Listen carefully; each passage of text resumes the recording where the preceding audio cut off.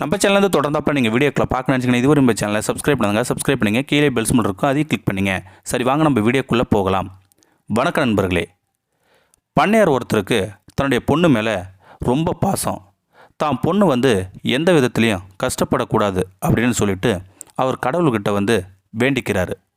நான் உயிரோடு இருக்கிற வரைக்கும் என் பொண்ணு கஷ்டப்படக்கூடாது.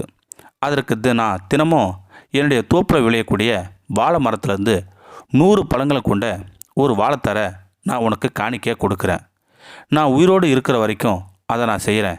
என்றைக்குமே என் பொண்ணு கஷ்டப்படக்கூடாது அப்படின்னு சொல்லி கடவுள்கிட்ட வேண்டிக்கிறாரு அந்த பண்ணையார். அதே மாதிரி தினமும் இந்த மாதிரி தன்னுடைய தோட்டத்தில் விளையக்கூடிய ஒரு வாழைத்தாரில் 100 பழங்கள் அதிகமாக இருக்கக்கூடிய ஒரு வாழைத்தாரை கடவுளுக்கு காணிக்கை கொடுத்துக்கிட்டு வந்தார். அன்னைக்கு அதே மாதிரி தான் இந்த மாதிரி கடவுளுக்கு காணிக்கை கொடுக்கணும் அப்படின்னு சொல்லிட்டு ஒரு 100 பழங்கள் உள்ள ஒரு வாழைத்தாரை அறுத்து தன்னுடைய வேலைக்காரனை கூப்பிட்டு, இதை கொண்டு போய் கோயிலுக்கு போய் கொடுத்துட்டு வா அப்படின்னு சொல்லி அந்த வேலைக்காரன்ட்ட கொடுத்து அனுப்புகிறாரு அந்த பண்ணையார்.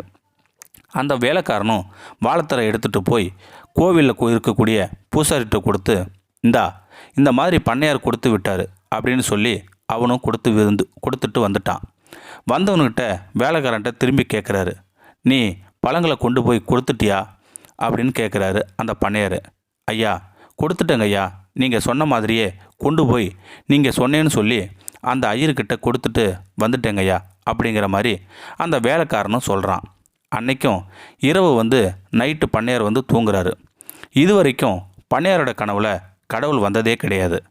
ஆனால் அன்னைக்குன்னு பார்த்தா திடீர்னு பண்ணையாரோட கனவுல இறைவன் தோன்றுட்டார். திடீர்னு வந்ததும் பண்ணையாருக்கு ஒன்றுமே புரியல. பண்ணையார்கிட்ட கனவுல சொல்கிறாரு, நீ கொடுத்த விட்ட ஒரு பழம் எனக்கு கிடைச்சிது, ரொம்ப மகிழ்ச்சி அப்படின்னு சொல்லி கடவுள் பண்ணையார்கிட்ட சொல்கிறாரு. பண்ணையாருக்கு ஒரே அதிர்ச்சியானது. என்னது, ஒரு பழம் கொடுத்து விட்டேனா? நான் 100 பழங்கள் கொண்ட ஒரு வாழைத்தாரில் கொடுத்து விட்டேனே. 100 பழங்கள் அல்லவா நான் உங்களுக்கு கொடுத்து அனுப்பி வச்சுருக்கேன். இரவா, நீங்கள் என்ன சொல்கிறீங்க அப்படின்னு சொல்லி அதிர்ச்சி ஆகுறாரு அந்த பண்ணையார். என்கிட்ட ஒரே ஒரு பழம் தான் இருக்குன்னு சொல்கிறீங்களே, இது நியாயமா அப்படின்னு சொல்லி கடவுள்கிட்ட கேட்டார் அந்த பண்ணையார். உடனே கடவுள் சொன்னார், இல்லை, எனக்கு 100 பழங்கள் வரல, ஒரே ஒரு பழங்கள் மட்டும்தான் எனக்கு சேர்ந்தது அப்படின்னு சொல்லிட்டு கடவுளும் சொல்லிட்டு மறைஞ்சு போயிட்டார். பண்ணையாருக்கு ஒரே குழப்பம். என்னடா, நம்ம 100 பழத்தை கொடுத்து விட்டோமே, கடவுள் ஒரு பழம்தான் வந்துச்சு அப்படின்னு சொல்கிறாரே, சரி எப்படா விடியும் அப்படின்னு சொல்லி பண்ணையாருக்கு ஒரே ஆர்வமாக இருந்துச்சு. இருந்தாலும் ரொம்ப விடியும்னு சொல்லி காத்துக்கிட்டே இருந்தார். இருந்தாலும் கொஞ்சம் நேரம் கழித்து விடிஞ்சு போச்சு. பண்ணையாருக்கு ரொம்ப கோவம் வந்துருச்சு. வேகமாக வேலைக்காரனை அழைச்சார். இங்கே வா, நான் உன்கிட்ட கொடுத்து விட்ட பழங்களை நீ கொண்டு போய் கோவிலில் கொடுத்தியா? முழுமையாக எல்லா பழத்தையும் கொண்டு போய் கோவிலில் கொடுத்தியா அப்படின்னு சொல்லி கேட்குறாரு அந்த பண்ணையார். அந்த வேலைக்காரனை சொல்கிறான், ஆமாங்க ஐயா அப்படின்னு சொன்னான். அப்போவும் பண்ணையாருக்கு பயங்கரமாக கோவம் வந்துருச்சு. கடவுள் எப்படி போய் சொல்லுவார், நீ தாண்டா போய் சொல்கிற அப்படின்னு சொல்லி வேலைக்காரனை வேகமாக அடிக்க ஆரம்பிச்சிட்டாரு. வேகமாக அடித்ததும், ஐயா நான் உடனே உண்மையை சொல்கிறேங்க ஐயா அப்படின்னு சொல்லி காலில் விழுவுறான். ஐயா என்னை மன்னிச்சிருங்க ஐயா, ஐயா என்னை மன்னிச்சிருங்க ஐயா, தெரியாமல் போய் சொல்லிட்டேன், நான் உண்மையை சொல்கிறேங்க ஐயா அப்படின்னு சொல்லி காலில் விழுவுறான் அந்த பண்ணையார் காலில். என்னை மன்னிச்சுக்கோங்க ஐயா, என்னை மன்னிச்சுக்கோங்க ஐயான்னு சொல்லி விழுவுறான் அந்த வேலைக்காரன். அந்த பண்ணையார் அந்த வேலைக்காரனை தூக்கி, நான் கொடுத்து விட்ட பழத்தை என்ன பண்ண சொல்லு, நீ அடி வாங்கியே செத்துறாத அப்படின்னு சொல்லி அவரை மிரட்டுறாரு அந்த பண்ணையார். உடனே அந்த வேலைக்காரன் உண்மையை சொல்கிறாங்க. ஐயா, ஐயா நான் 100 பழங்களை எடுத்துக்கிட்டு போயிட்டு இருந்தாங்க ஐயா. அப்போ ஒரு வயசான அம்மா எனக்கு பசிக்குது தம்பி, நீ பழம் கொண்டு போறியே, அதில் எனக்கு ஒரு பழம் கொடு அப்படின்னு சொல்லி கேட்டாங்க.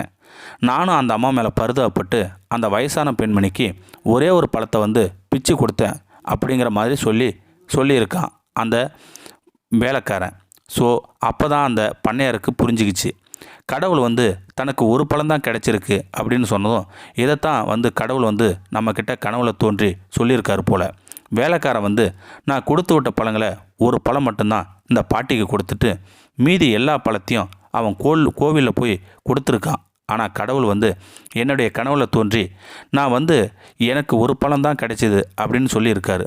அதற்கு உண்மையான அர்த்தம் இதுதான் அப்படிங்கிறது பண்ணையாருக்கு புரிஞ்சிருக்கு. ஏழைக்கு கொடுத்த பழமே இறைவனுக்கு போய் சேர்ந்திருக்கு.